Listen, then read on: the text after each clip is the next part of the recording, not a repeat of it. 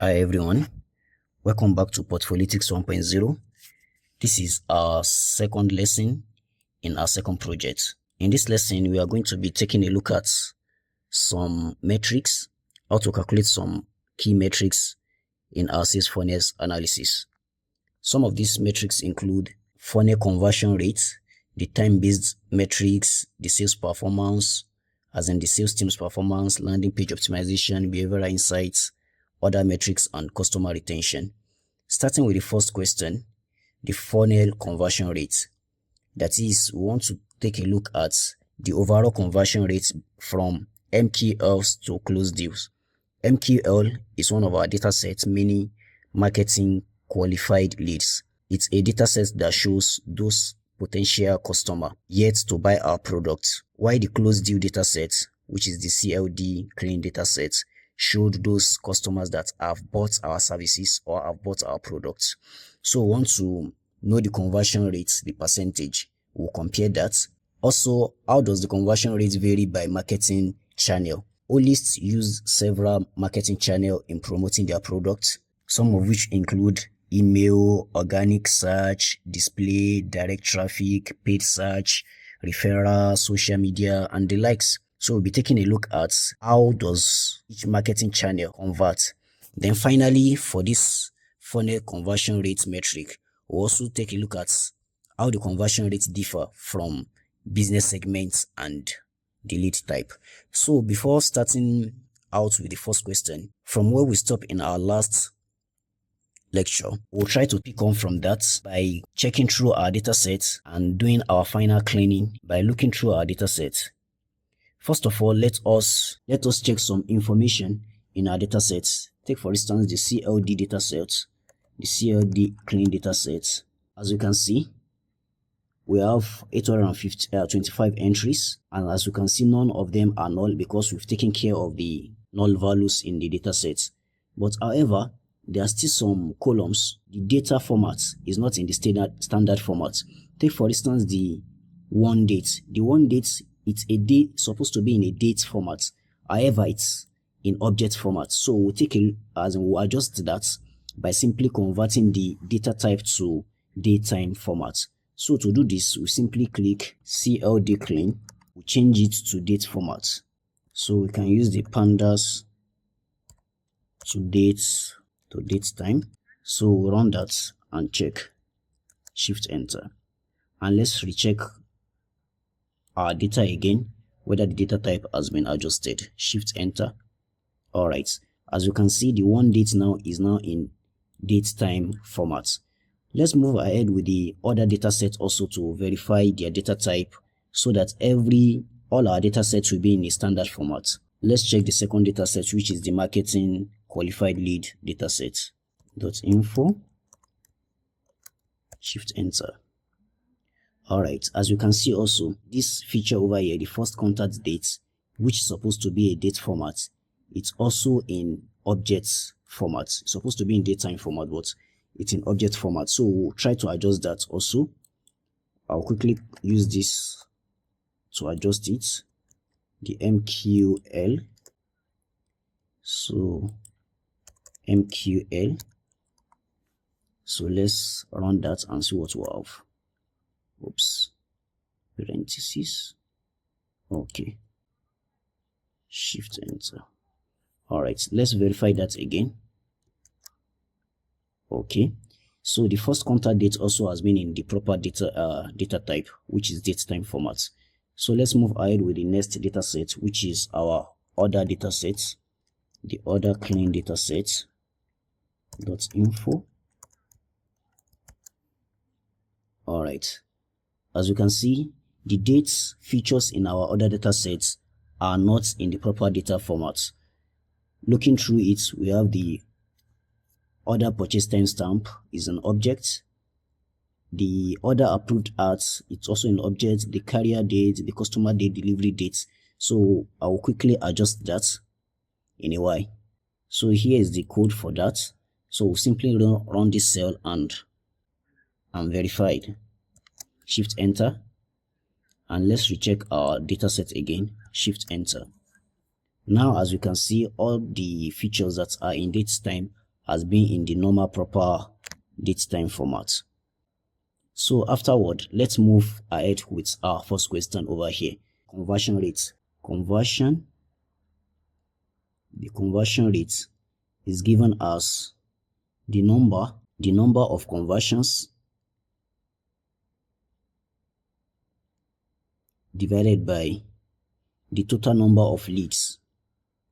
The total number of leads multiplied by 100. This will give us the percentage of the conversion rate.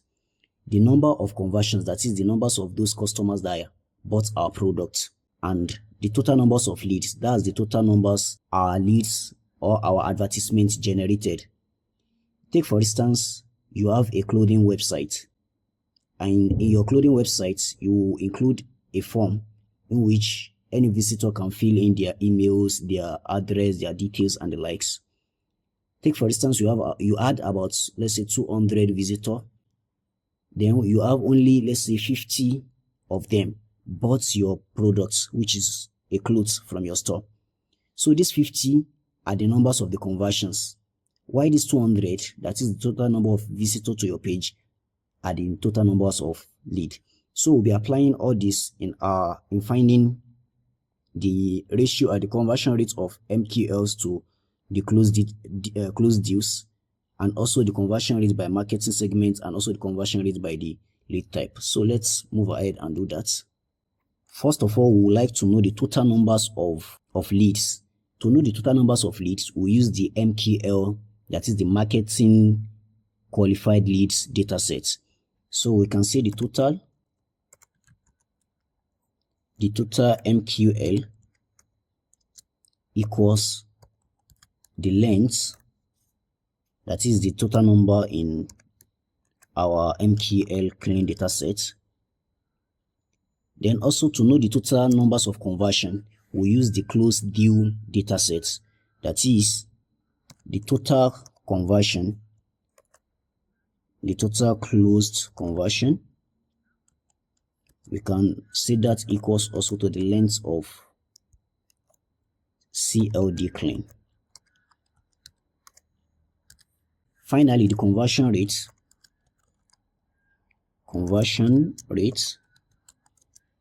will be the division of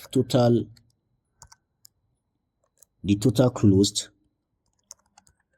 by the total MQL, that is the market qualified leads. Then we'll multiply this by 100% to know the total conversion rate, the ratio of the conversion rate. So shift enter. So we can verify that by simply looking that conversion, shift enter. As you can see from here, the total number of conversion rates is 10.4. That is, we had about 10.40% conversion rate.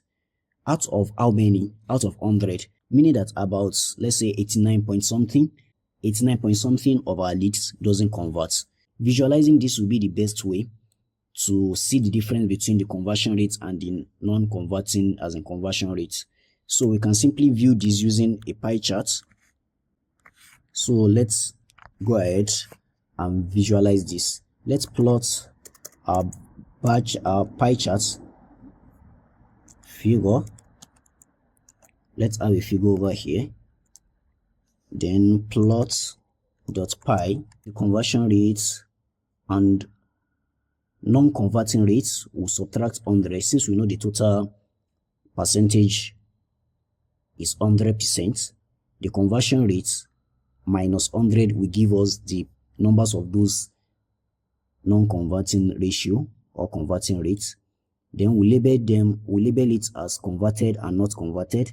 That is, for the conversion rates is labeled as converted, while the non-converting rates is labeled as not converted. Then this auto PCT, that is also auto percentage, simply approximates our conversion to 1 decimal place. Then our title is this. Then let's run this cell and see what we have. Shift enter. Alright, as you can see it over here, the converting ratio is 10.4, while the not converting ratio is 89.6%, meaning that a fraction or 1/10 of our customers bought our product, while the remaining 89.6 doesn't. That's about the overall conversion rate. Let's move ahead to answer the second question over here. Looking at the channel, the marketing channel, how the conversion rate varies through various marketing channels. To address this, we'll be merging some data sets together, especially the closed data sets and the market qualified lead data sets. By looking through the MQL clean data sets, we find out the marketing channel, various marketing channel in the origin column. MQL clean dot, let's say, add, and visualize that.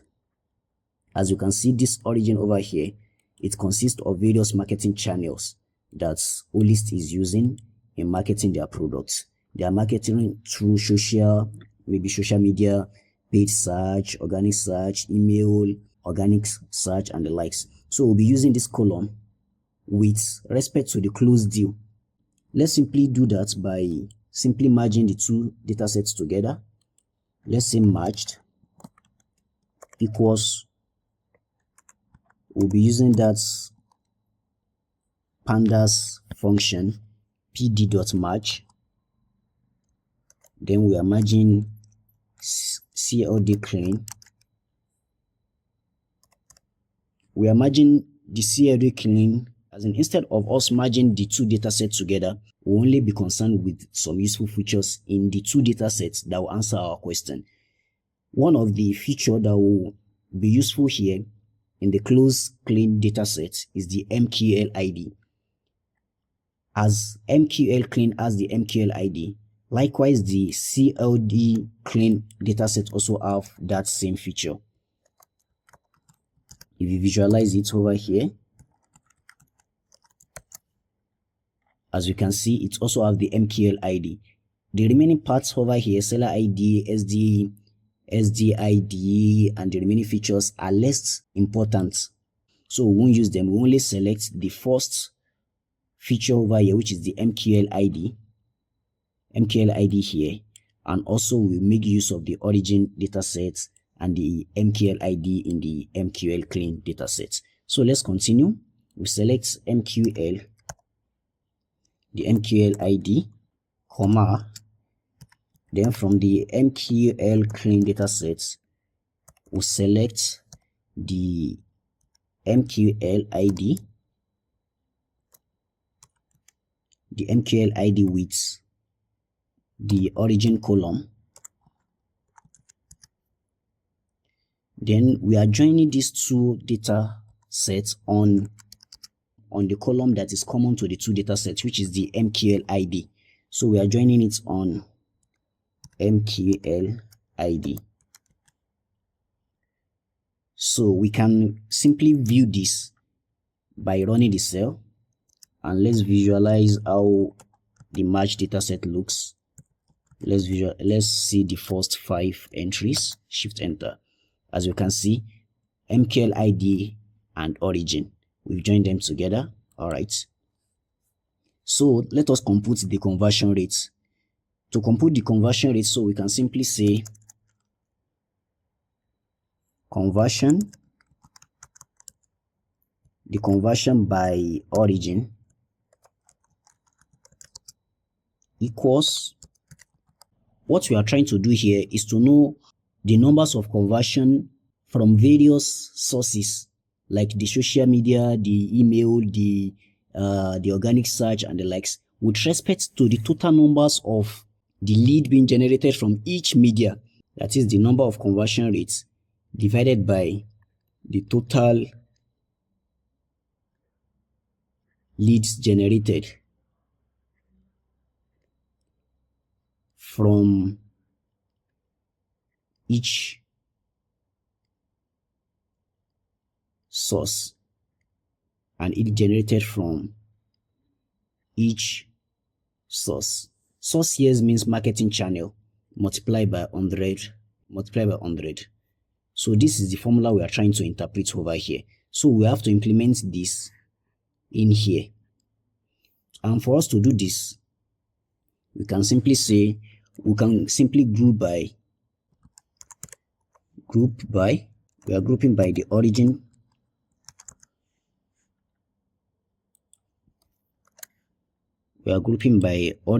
dot the size to know the numbers of conversion. This group by statement, what this group by origin dot size is doing is just simply counting the numbers of conversion for each origin. Then we divide that by the MQL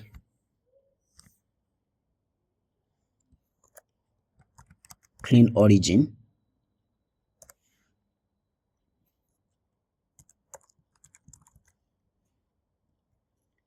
dot value count.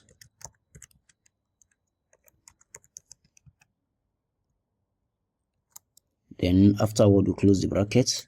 Then we multiply this by 100. What this also simply is doing is it's counting the total unique value of each marketing channel in our MQL clean dataset. We can visualize this by just simply copying this and run the cell. As you can see, these are the total several marketing channels that we have, that Olist have. Organic channel, organic search, it's about 2,296. The paid search about 1,586, and the remaining. So this is what this is. This is the total marketing channel coming from the organic search, total marketing channel coming from paid search. Social media also has its own. That's the total as in marketing search. But the conversion, the one that is converting, is this. That is the number of conversion divided by the total number multiplied by 100. So that's what this line of code is simply doing. We can simply visualize how the table looks like by simply checking through the first 5 entries of the conversion by origin table. Let's say add, shift enter. As you can see, here is the conversion by origin table. The direct traffic is about 10.8%.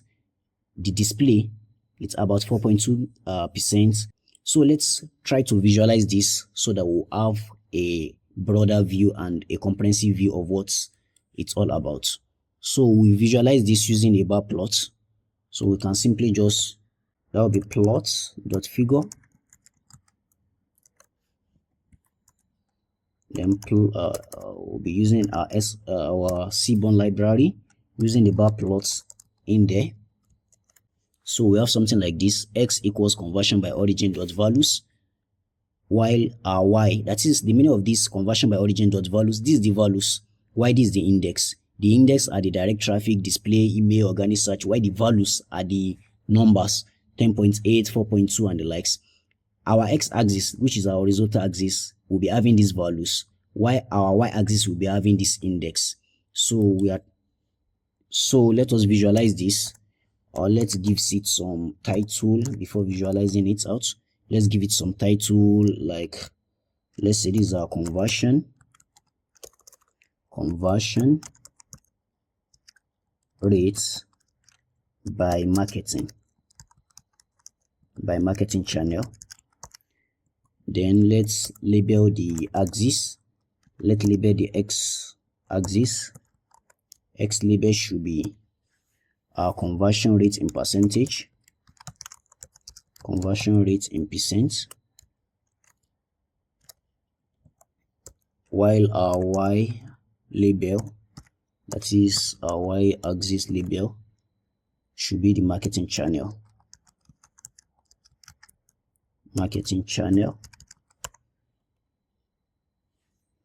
So, but before visualizing this, as you know that these are in percentage, we can also add the percentage label so that our visualization will be more comprehensible.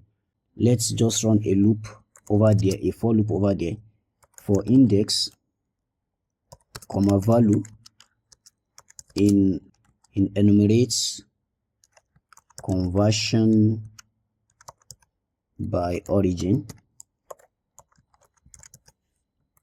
So we can simply show this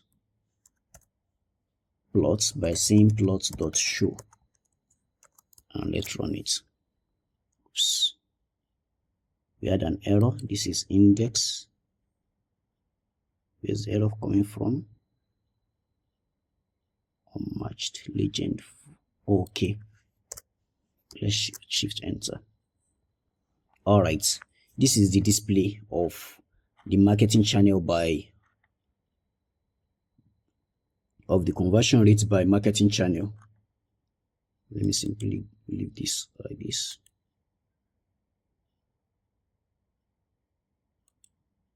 Okay. As you can see, direct traffic we have like about 10.8, which is as in corresponding with what we had earlier on. Okay.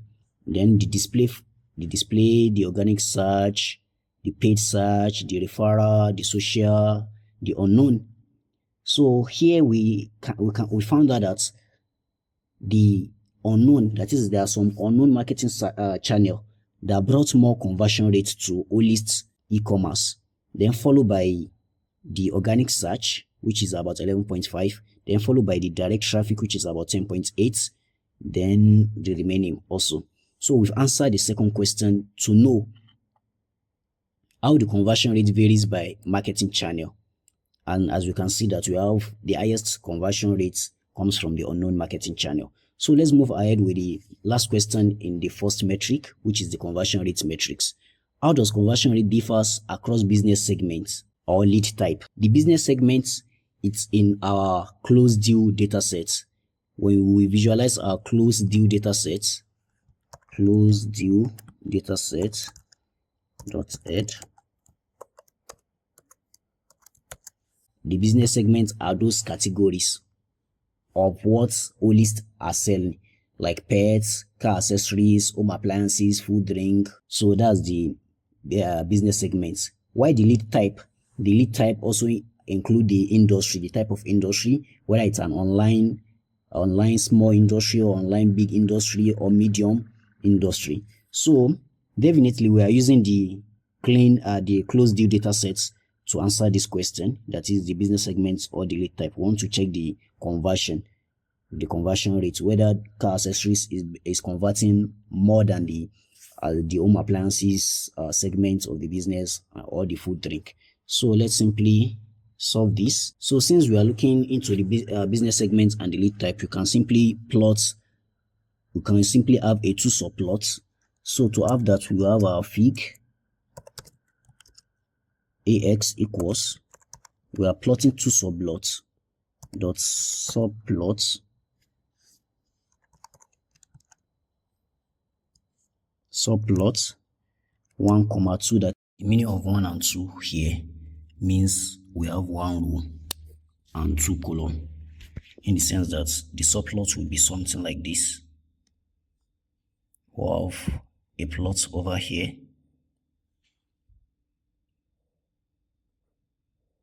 and we also have another plot over here. The first plot over here is the business segment, while the other one here is the lead type. So let's continue. The fixed size, we can simply use 12 by 5, that is 12 inches by 5. So let's use the count plot method in our Seaborn to count the numbers of the business segment. Count plot, then the y-axis over here should be the business segment. Then the data set we are using here is the CLD, that is the closed deal data set. Then the subplot here is the first subplot. Then the order, that is the arrangement, should be with respect to the business segment.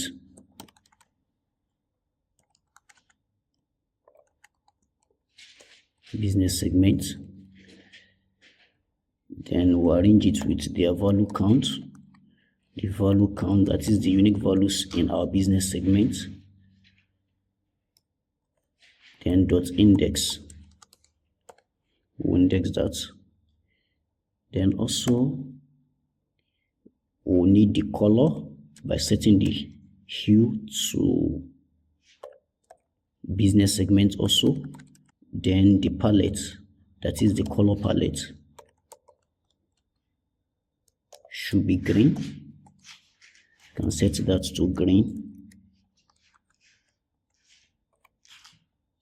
Then we don't need any legend over here, so we'll set our legend to be false. Alright, so let's visualize this by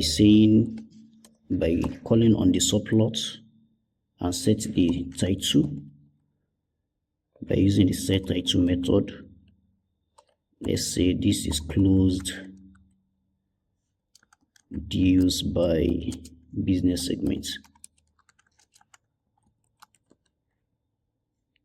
Then we can also set the X label.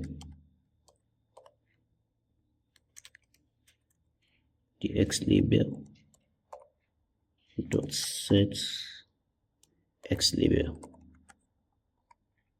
So let's call this the numbers of due. Number of dues. So let's visualize this. Numbers of dues. Yeah.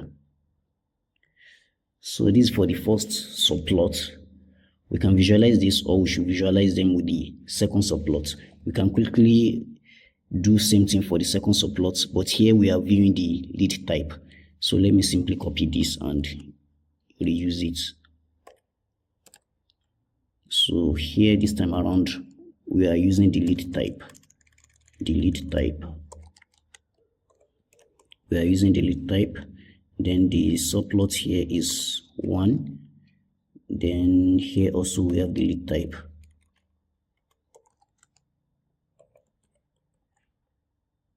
Then also for the hue over here, lead type.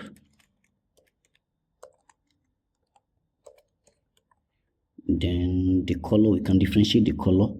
Let's take this as orange, so that they will be quite different. Orange, let's say oranges. Then the name of this, let's check this to 1, and also this also to 1. So I forgot to put this one in the period in quotes. So this also in quotes. This also in quotes. So close deals by lead type. By the lead type. So after this we can simply type the layout and show it. Then plot.show. And let's see what we have. Shift enter. Oops. We're having an error. Over the syntax over here. Okay, we forgot to close this bracket here. Shift enter.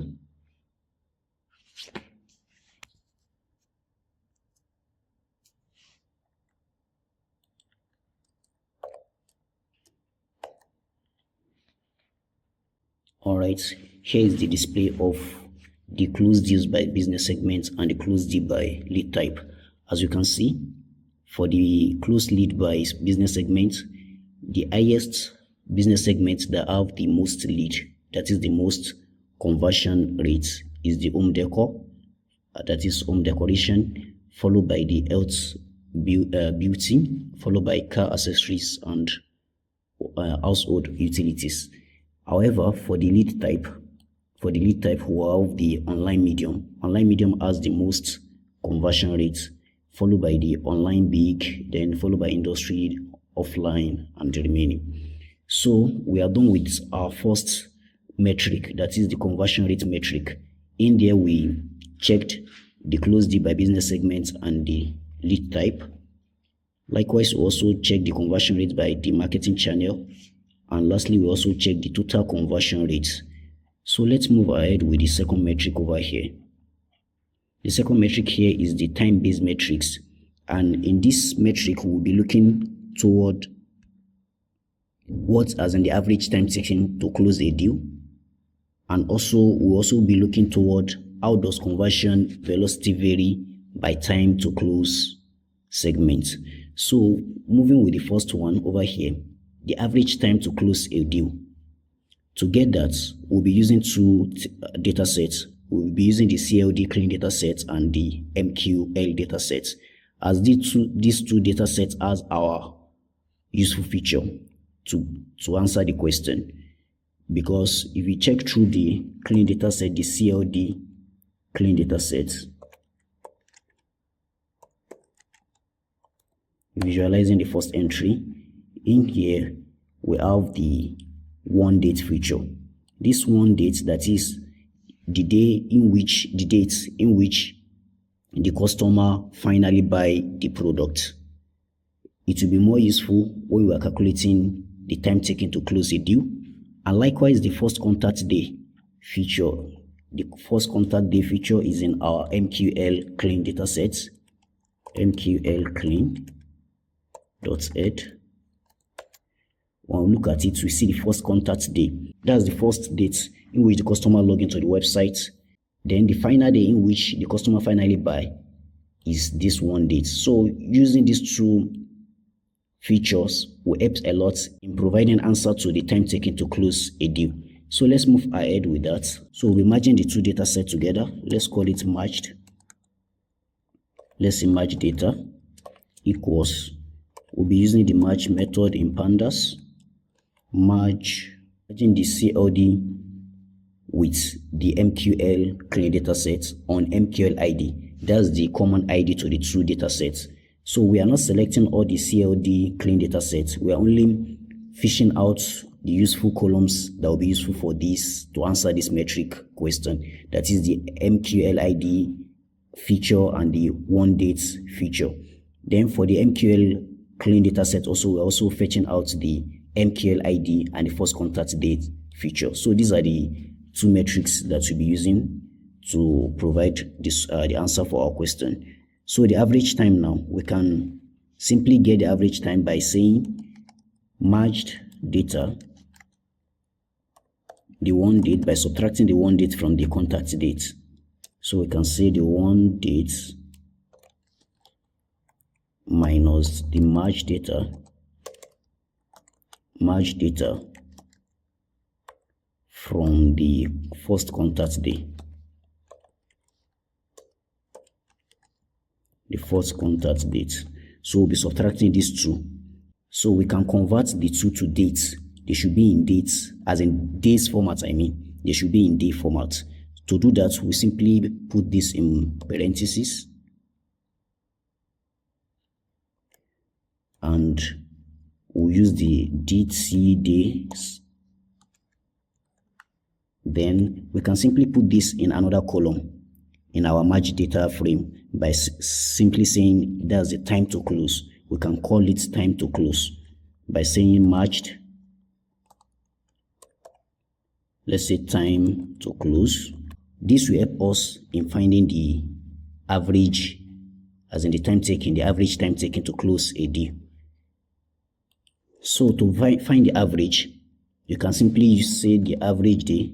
Let's declare a variable called average days equals, that will be, but before doing that, we can simply visualize how this looks like, as in how the merged data, the merged data, how it looks like. It's supposed to be merged data.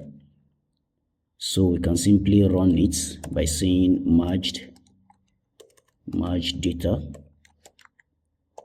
.add, and we'll shift enter. Here's our merge data table that we just created. It consists of the MQL ID, the one date, the first day, and the time to close. As you can see, the time to close here is the difference between first contact date, subtracting first contact date from one date. We're subtracting this from this. As you can see, this customer first contacts our product on 21st, while he or she bought the product on 26th. The differences between the dates, the time to close this customer. Closing in business term just means the customer, driving the customer to the final decision by buying our products or not. If the customer bought our products, we declare that we won the customer. We use that term that we won the customer. However, if he or she doesn't, we said the customer, we lost the customer. But since we want to find, for this our own analysis, we are finding the average close dates. So definitely we are using the one date. That is, these are the customer that finally purchased the product.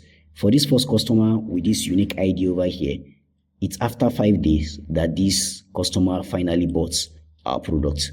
Same thing also applicable to the remaining customers over here. So now let's continue with our average day. We want to know the average time taken to close a deal with a customer. So we can simply say matched data. So we want to know the average for this particular column, for this time to close column. That will be time to close. The average here is just the mean. So we can simply print this out and see. Shift enter. Okay. Average days. Shift enter. So here is the average day for closing a deal. It's about 48.5 days. It takes about 48.5 days for Olist e-commerce to close a deal. But this will be more interesting when we visualize it. So let us simply visualize it in a simple histogram. That will be, we can simply type it here. Let's say plot figure, and let's say the figure size here. We can simply choose, let's say 10 by 5. That is 10 inches wide and 5 inches high.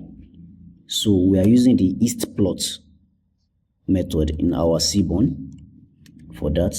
So here is it. We have the merge time to close. The bins, we set the bins to 20, and the KDE, that is our kernel density estimation, we set it to true.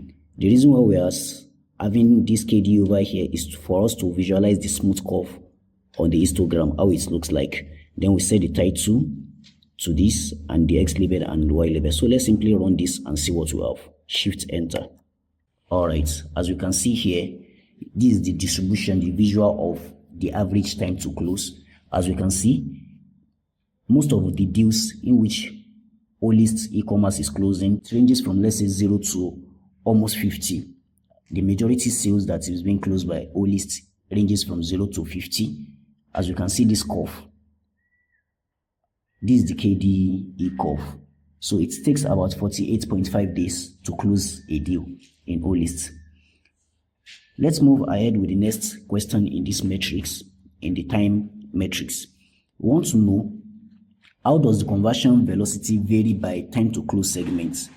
So to answer this second question, how does conversion velocity vary by time to close segments? As you can see here, this only gives us an overview of the time taken to close, average time taken to close a deal, which is 48.5 days. But if you want to know the numbers of deals being closed in a particular time frame, we can also know that by using the two data sets that we joined together the other time. That is by using the matched data table that we joined together. We can also use that to verify that. But this time around, we'll create some time segments. Let's create some time segments by using the bins. Let's say bins equals, let's start from 0, that is 0 day, then followed by the 7th day, then 15, let's just take random days. Let's say 30 in a month, let's say 2 months, or in a year, 365. So let's label this from 0 to 7 days, from 8 to 15 days, from 16 to 30 days, from 31 to 60 days, and let's say 60 plus days throughout the year. So let's create another feature called time segments in our matched data table. Matched data. Let's call the segments, let's call the feature time segments method here in pandas, quotes, in bracket, match time to close, bins.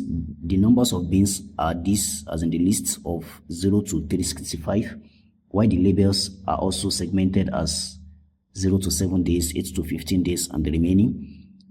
what this pd.cut is usually is doing basically is it assign each deal to a time segment based on the time to close column. So we can simply visualize this. Let's say matched data. Let's say match data and see the first, let's say the first 5 entries. Shift enter. Matched data. Okay, this is matched data. Shift enter.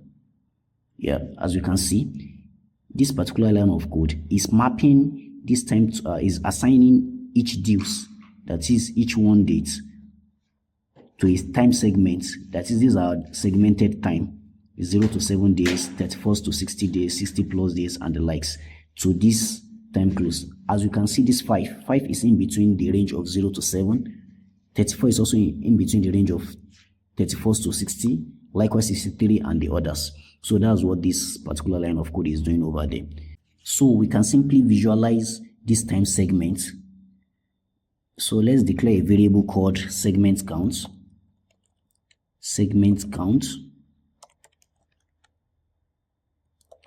And let's have it like this.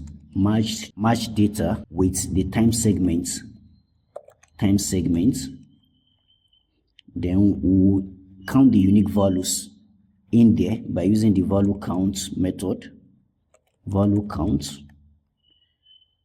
Then we'll sort it in order, that is in ascending order. Sort index using the sort index method. So when we check this, I mean the segments count. Let's see what we have. Shift enter. As you can see, these are the time segments. Is 0 to 7 days, that is in the first week, Olist closed about 242 deals. Then in 8 to 15 days, they closed about 148. Likewise, in 16 to 30 days, they closed about 110. Then 31st to 60 days, they also closed about 89. Then 60 plus day, they closed about 186 days. As we can see, Olist is doing well because they are closing most of their deals in the first week of as an interaction with the customer. So we can visualize this to have a better overview. So let us plot. Let's have a bar plot in there. So let's say plot.figure. Then let's set the fig size to, let's say, 10 by 5. Let's say this is 10 by 5. That is 10 inches by 5. The segment count.index. The index here is 0 to 7 days, 8 to 15 days, like that. That is, all this will be in our x-axis. I mean, 0 to 7 days, 8 to 15 days, 16 to 30 days will be in our x-axis. While for our y-axis, we'll have the values. Each values like 242, 184, 110, and the remaining. Then we also set the hue, that is, we want to vary the colors using the index format, as in the segment counts.index. Then the palette here, we can just choose a random palette. Let's use the popular VDDs palette. Then the legend here, let's set it to false. Then let's plot as in the title. Let's say plot.title. Let's give it its title name. Let's say the conversion velocity by time close segment. The X label time to close, then the Y label should be number of deal. So let's show this and see what we have. Plot.show. Shift enter.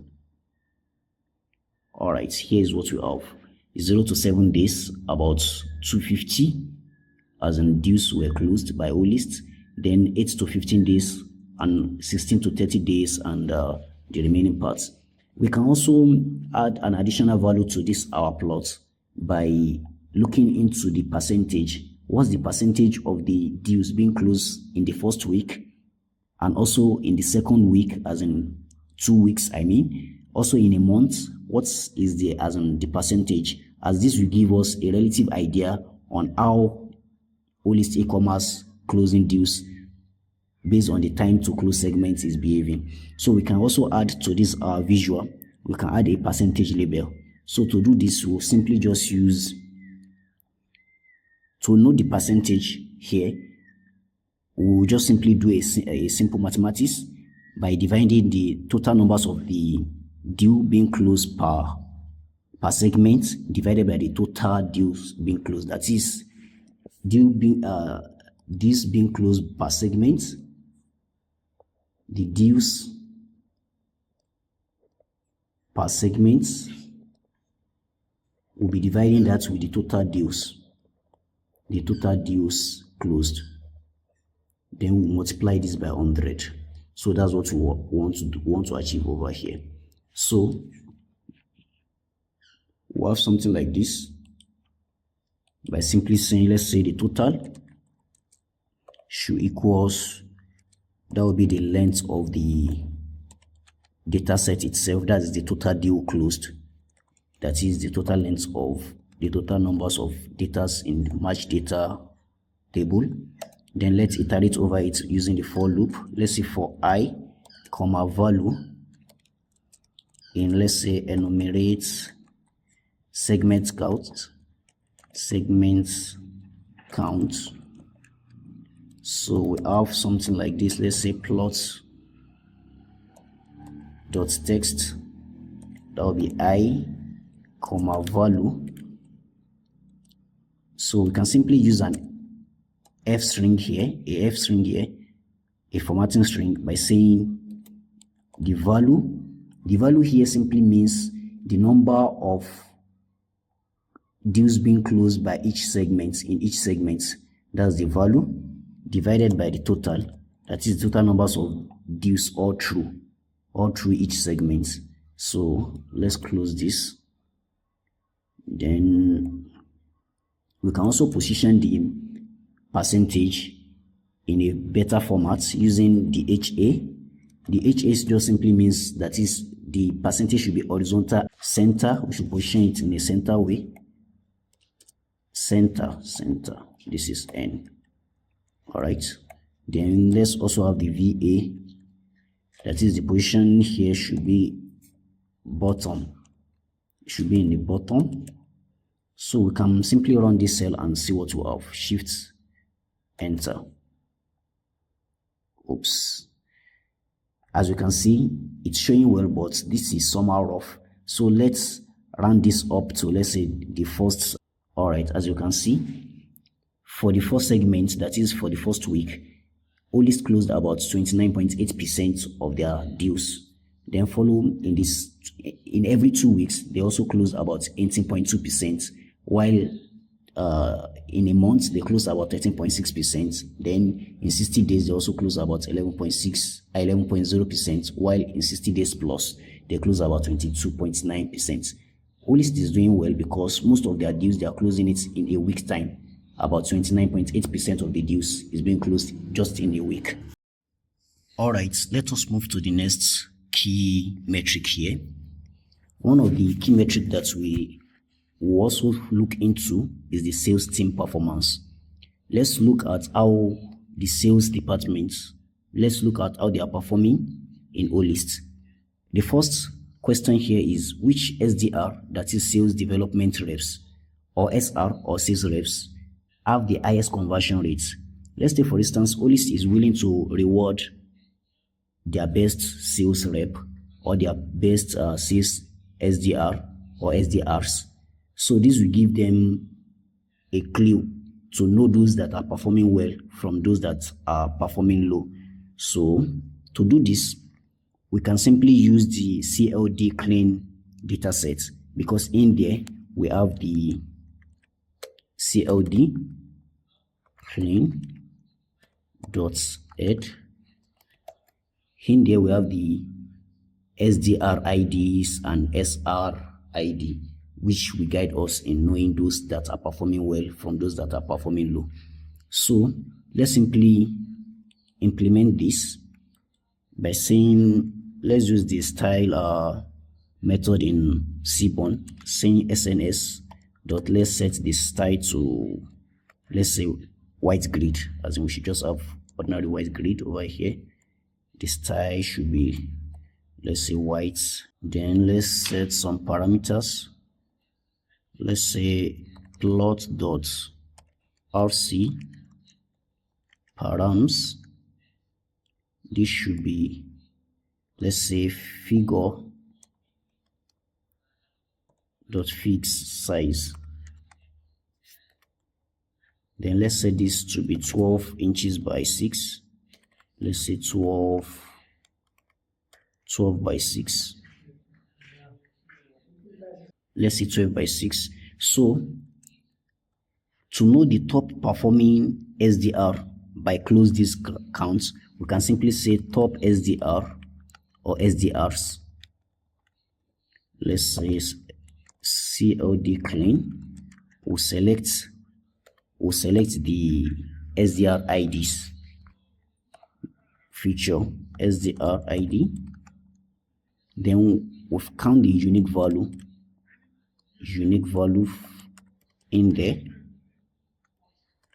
And also here we use the n largest method to know, let's say, the best 10 SDRs in Olist e-commerce sales department. So we use the n largest method. Let's say the first 10. Then from there we can simply visualize that using the plot figure. Figure.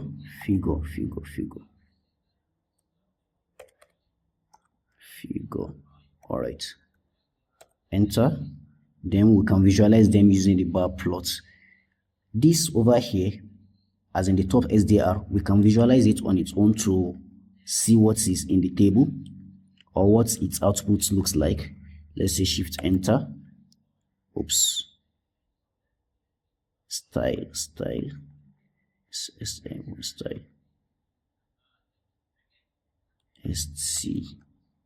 STY. All right, shift enter. All right, as you can see here, for the SDR ID, these are the outputs. This particular SDR, that is this particular staff over here with this unique ID, the sales development representative, had about 238 deals. He closed about 238 deals, only him. Then followed by this second staff over here with about 78. And so these are the first 10 staffs that are performing well in Olist. They are doing their job well, so they deserve rewarding. So let us visualize this to have a good overview of that. So to continue this, let's use the bar plot. Say next.bar plot. So we have something like this. That is, in x-axis we have the top SDR's values. That is, these are the values, the numbers over here, 138, 78. Then for the y-axis we have the top SDR index. These are the index, that is their unique ID, their SDR IDs. Then the hue should be varied with, that is the color as an appearance, should be varied with this SDR ID. Then the palette here we are using blues. Then we set the legend to false. So let's simply run this and see the visual. Shift enter.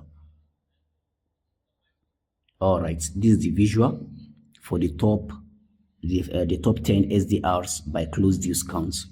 So we can also visualize the order, that is the SR ID, SR also, that is the sales rep that are doing better.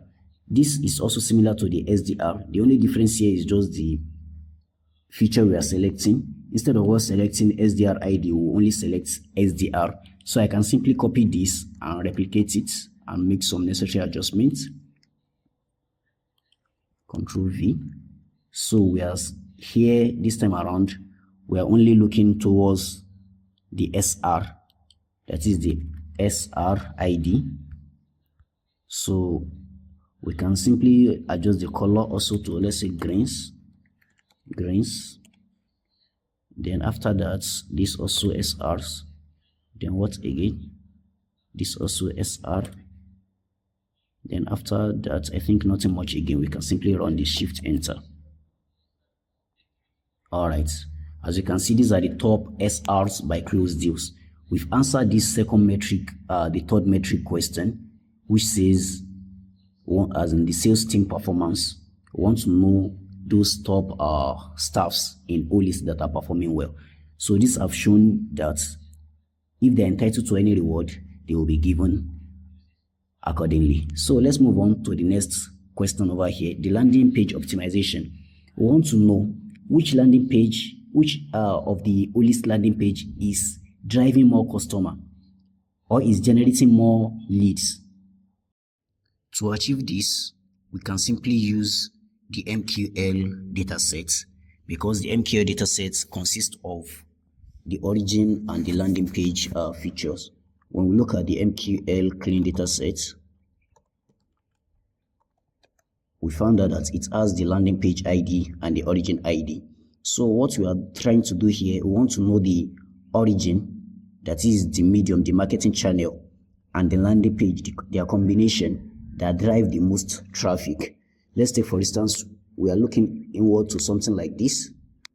Let's say we have social with a particular landing page. Let's say for instance, this first one combined, let's say it's generate about, let's say 367 leads.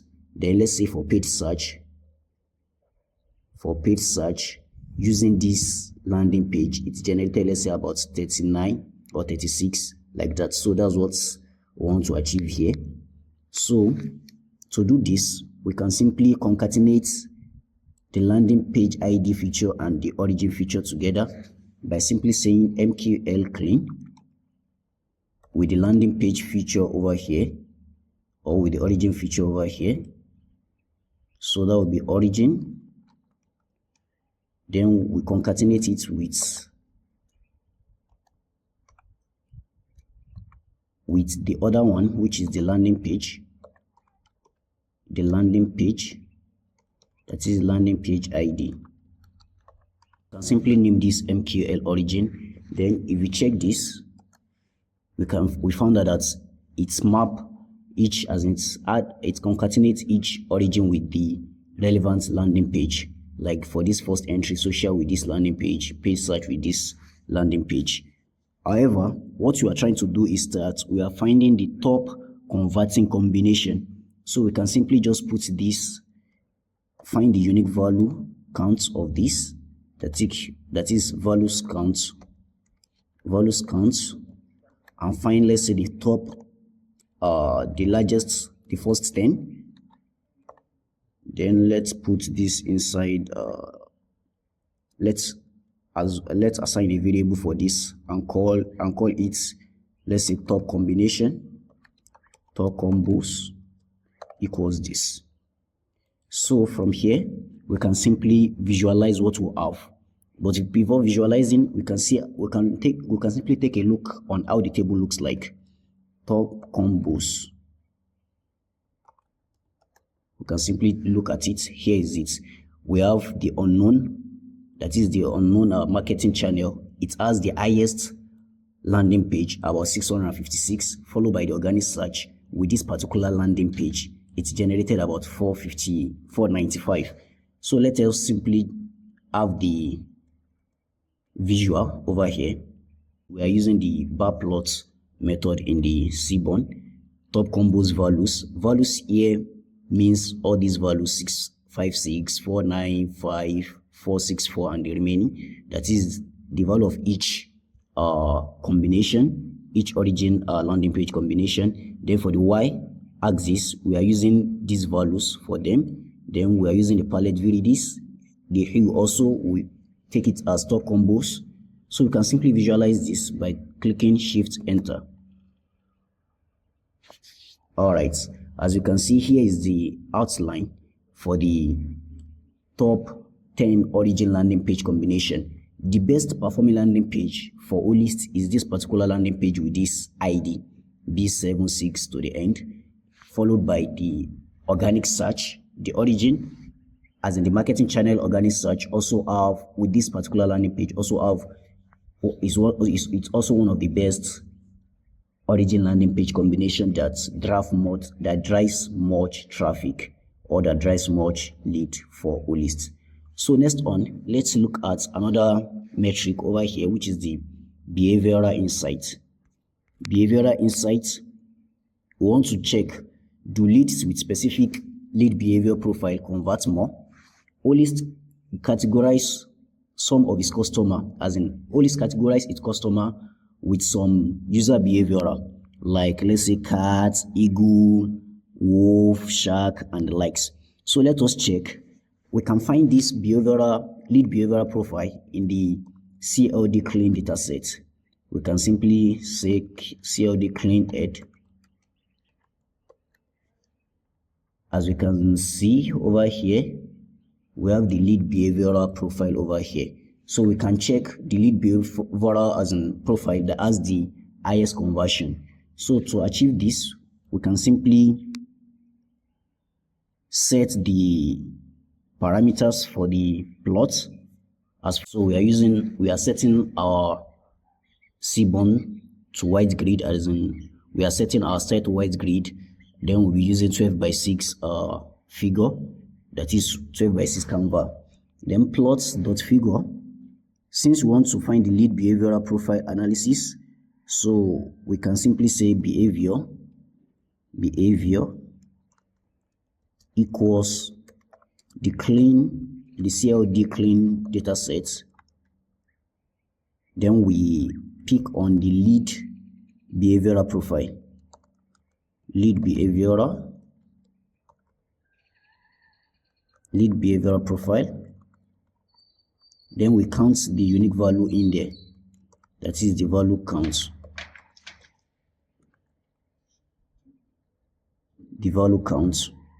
Visualize this, how it looks like before plotting the table by saying shift enter. As you can see, the lead behavior profile cards as the customers, as in with lead behavioral profile categorized under cards, add the highest conversion rate, about 587, followed by the eagle, which is about 120, and wolf. So let us simply visualize this as follows. So for this, we are taking the x-axis to be the values, while the y-axis should be the index, that is cat, eagle, wolf, and shark. So let's simply run this cell and see what we have. Shift enter. Behavioral count is not divine. Behavioral count. Okay, here's supposed to be behavioral count. Shift enter. All right, here is the visual of the closed deals distribution by the lead behavioral profile.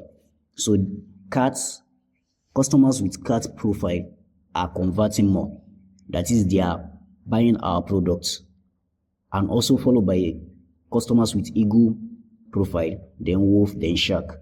Then for cats, about close to 600 leads was generated from customers with cat behavior, while eagle, it's about, let's say, 120 to 130, then wolf about, let's say, 90, then shark, let's say about 25 leads was generated from them. So next on, let's move on to another matrix, which is the order matrix.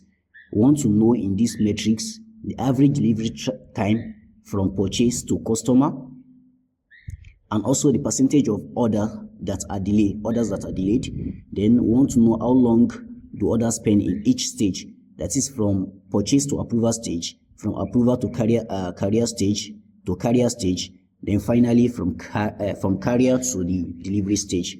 Then finally, in this order matrix, we'll also be taking a look at what is the distribution of order status. So let's start with the first one over here, which is the delivery time from purchase to customer. To know the average delivery time, we'll be making a use of the order clean data, the order clean data set. For this particular data set, we have the order status. And in the order status, we have several unique value in there, like the delivered, cancelled, delayed, and the remaining. So we'll be using this. So let us set our visuals, how it will look like. Let me simply copy this. We'll be using this, or let me copy it right from here. Ctrl C. Simply paste it here. Ctrl V. All right. So let's call this delivered.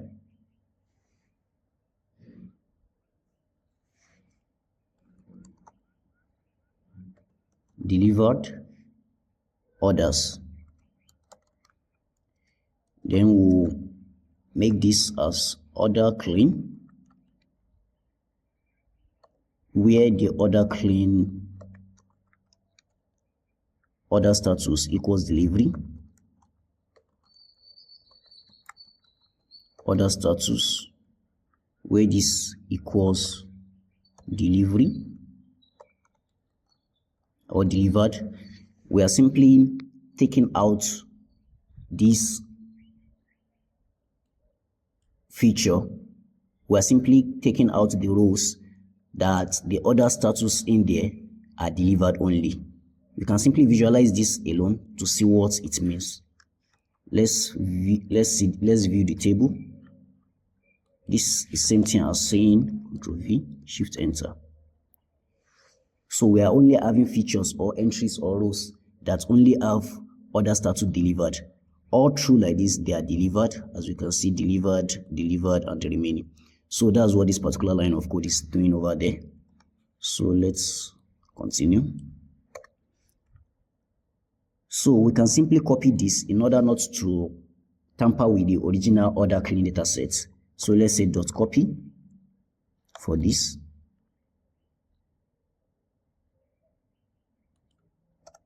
So now to know the delivery time, we can simply subtract the delivered customer dates from the purchase timestamp. The timestamp, I mean the order purchase timestamp, we'll subtract it from the customer date. We'll subtract that from the customer dates to know the delivery timestamp, to know the delivery date, to know the delivery time. So we can simply do this by simply saying, so this will give us the delivery time. That is, we are subtracting the delivered order delivered customer dates from the order purchase time. Then we're also calculating the dates. Then we're also having the dates. Also, we're also extracting. So we are converting this particular timestamp to days. We want to know the time difference when a customer purchased his goods from the Olist website and when the goods was delivered or when the package was delivered in days. So we can simply find the mean of this to know the average delivery time. So this will just be the average delivery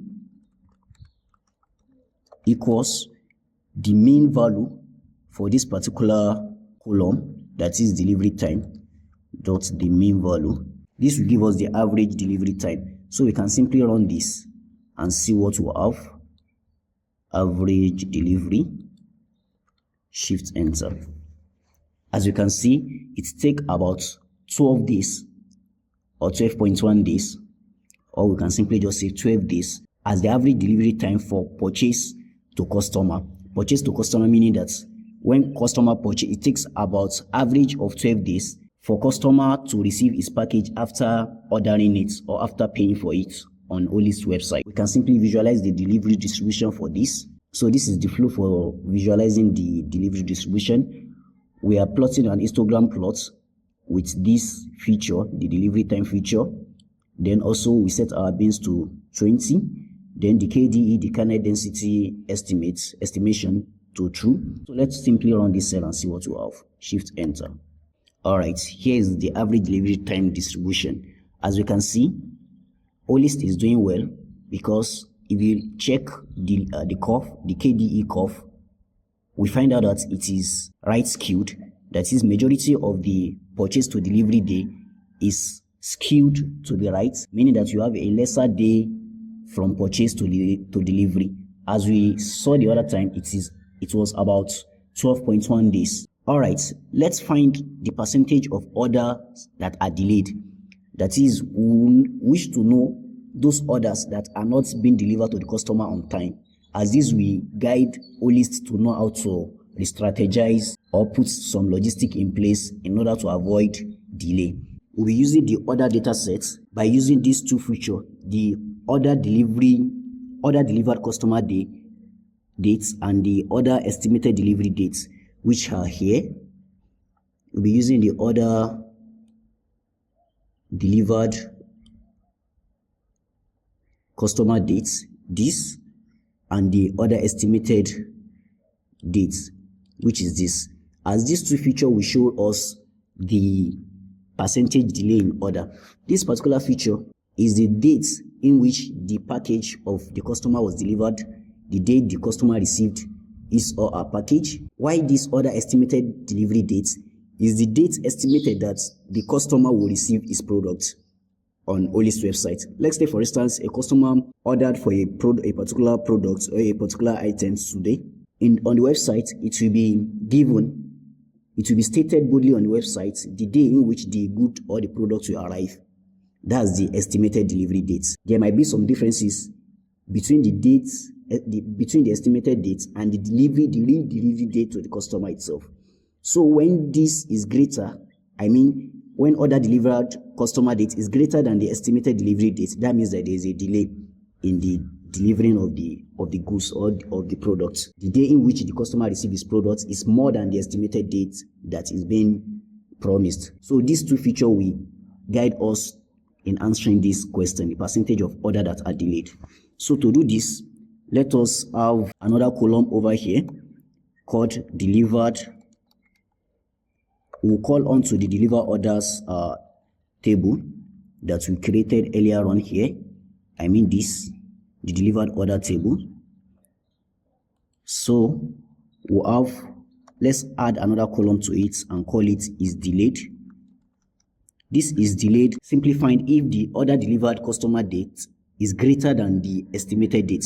This will return as a Boolean function, whether it's true or whether it's false. We have the delivered order customer dates greater than this.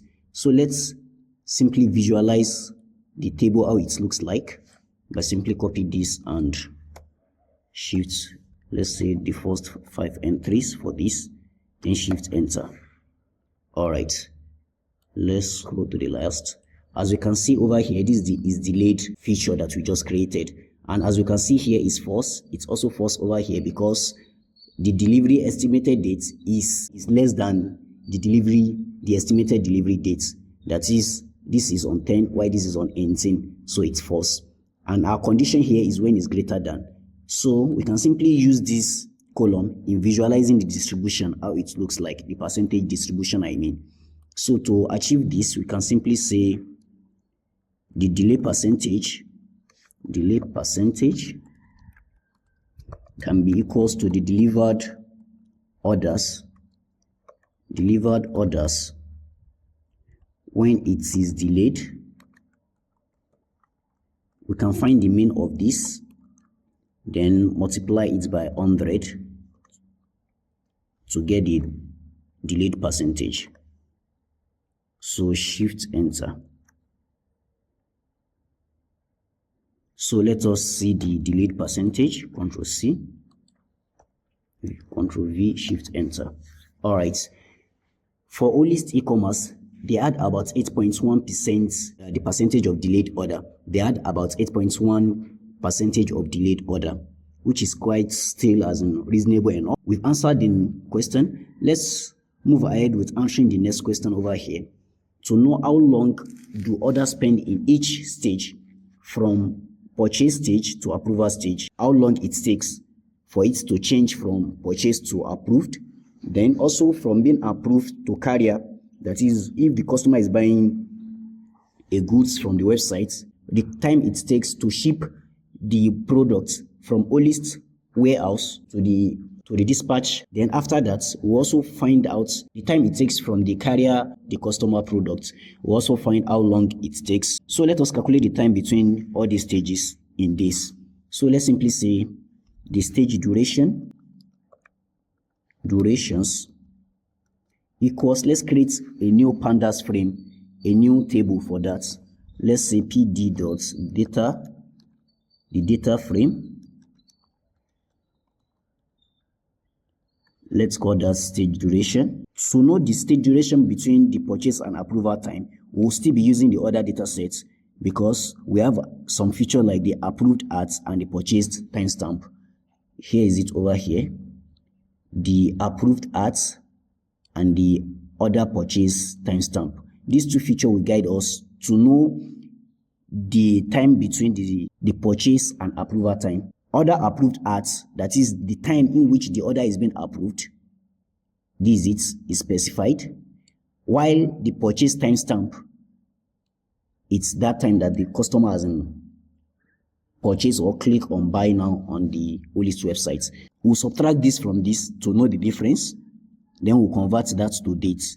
So let's simply do that. This line of code will simply give us the difference or the time taken between the purchased and approval time. We simply subtract the order approved at from the purchase timestamp and convert it to dates. So for us to know the difference between the days, the day difference between the approval and carrier time, we simply repeat this. But this time around, we are using another feature. We'll be using the order delivered carrier dates. We'll subtract the order approved from it. What I mean by that is simply coming here, the order delivered carrier dates, since we want to know the difference between the approval dates and the carrier dates. So we'll subtract this from order approved ads feature over here. So we can simply do that by simply copying this paste it and edit. Firstly, before we visualize this, let's see how the table looks like. I mean the stage durations table, so as to have a feeling of what we are doing. Let me simply comment this and call the stage durations table stage durations. Shift enter. All right, as you can see here, these are the numbers of days it takes in each stages: purchase to approval, approval to carrier, and carrier to delivery. That is purchase to approval, approval to carrier, and carrier to delivery. This 0, 1, 2, 3, 6, 12, 9 here are the numbers of days. But this doesn't make much sense like visualizing it. So let's simply visualize it to see what you have. Let me comment this and uncomment this. Shift enter. All right, as you can see, here is the display of the time spent in each order stage. For purchase to approval, that is when the customer click on purchase and when the purchase is being approved by Olist, we can see that it's very tiny, a fraction of time, like is 0 point something. Although we have some outliers over there, there are some instances in which the purchase to approval time might be delayed with some outliers, but very little of them. Then from the approval to carrier stage, we have some outlier also, like negative days, which is impossible. We can't have a negative day. Then we also have a little to, as in a relatively little time or days between that. Then also we have some outliers, that is like about, let's say 120 or 130 thereabouts from approval to carrier. Then finally the carrier to delivery day, as been expected, it will take a longer time compared to the first two. I mean the purchase to approval and the approval to carrier. So that also takes some relatively low day with some outliers. So this will give us overview of how the order matrix is being done. So that's that. Let's move ahead with the last question in this metric. That is, we want to find the distribution of order status.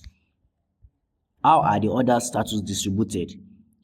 In the order status, the order time that we view, that is from the orders data set, order clean data dot add,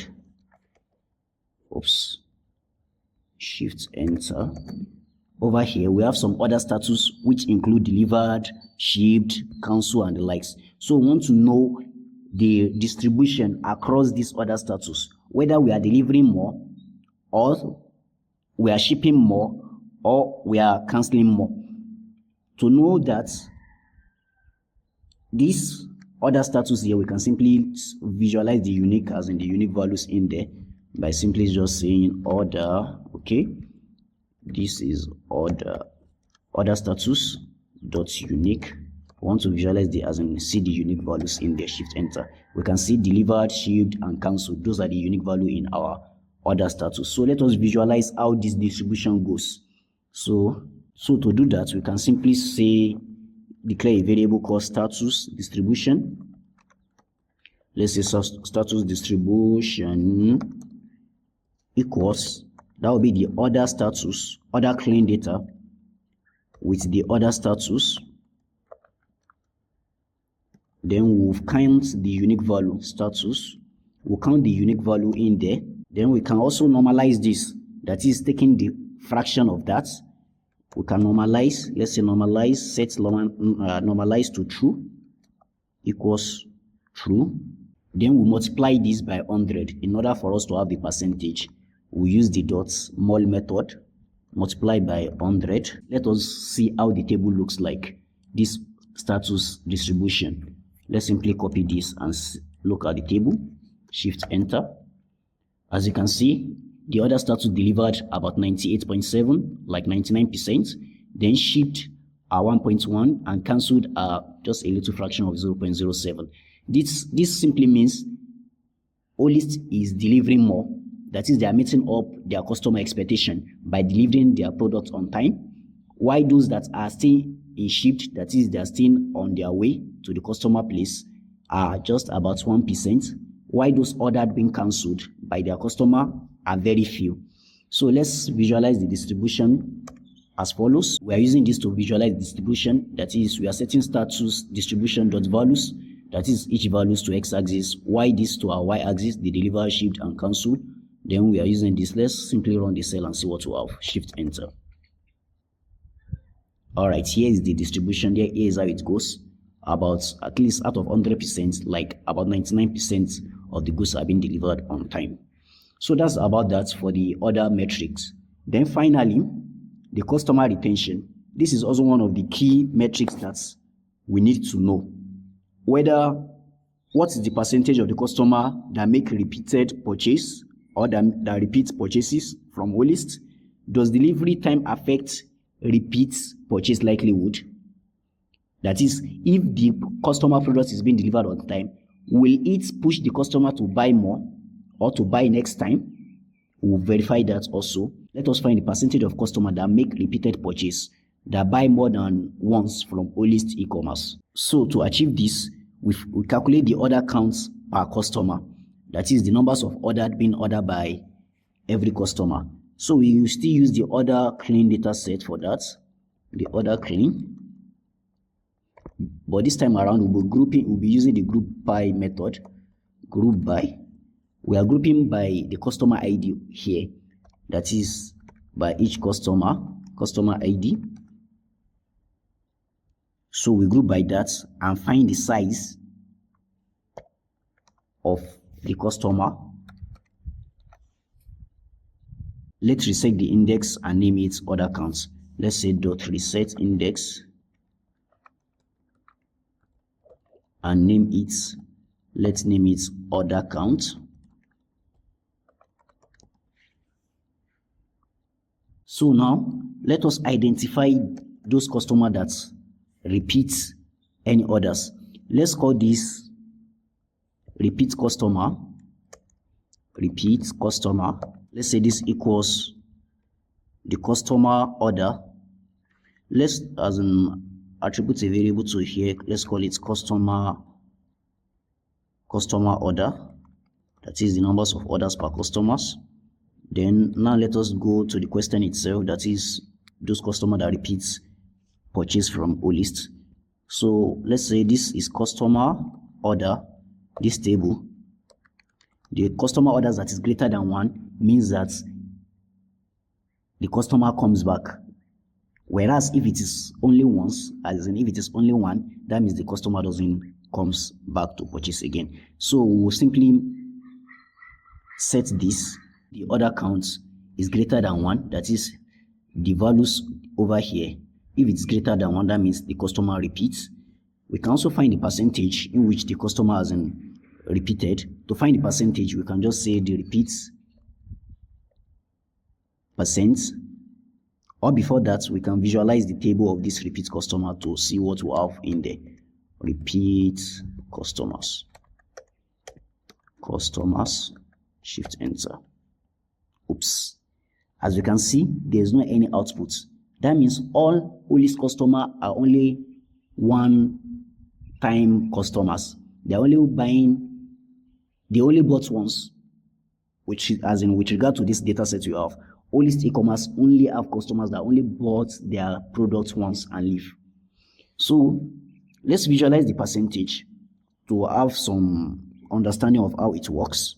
repeat percentage equals, find the fraction between the repeat customers and the customer's order. That is the fraction between the repeat customer, the customer order. Then we multiply this by 100. This will give us the percentage of those customers that repeat purchase from Olist here. Then let's visualize what we have. We are plotting a bar plot. Then for those customers that only bought once, we attribute single purchase to them. Then for the repeated customer, we attribute repeat customers for them. That's for the x-axis. For the y-axis, 100 minus repeat percentage will give us the single purchase, while the repeat percentage is still the same thing as that of the repeat percentage over here. Then we set the color palettes and set the labelings. So let us run this cell. All right, here's the customer purchase behavior. As you can see, with respect to this data set that we are using, we have almost 100%. It's not even almost, it's 100% customers of Olist with respect to the data set we are using that add single purchase. They are not coming back. So this is a very huge problem for the business, because if all customers are not coming back, that means there must be some hidden issue. Are we not good enough, or our products not satisfying enough? It's an avenue to drill deep to the business problem. All right, that's all for this session. In the next lesson, we are going to be converting this Jupyter Notebook to a VS Code Python script. Then from that, we transform it. All these are visualization one after the other. We transform them to a web app dashboard using Streamlit. Thank you all for coming this far. See you in the next video.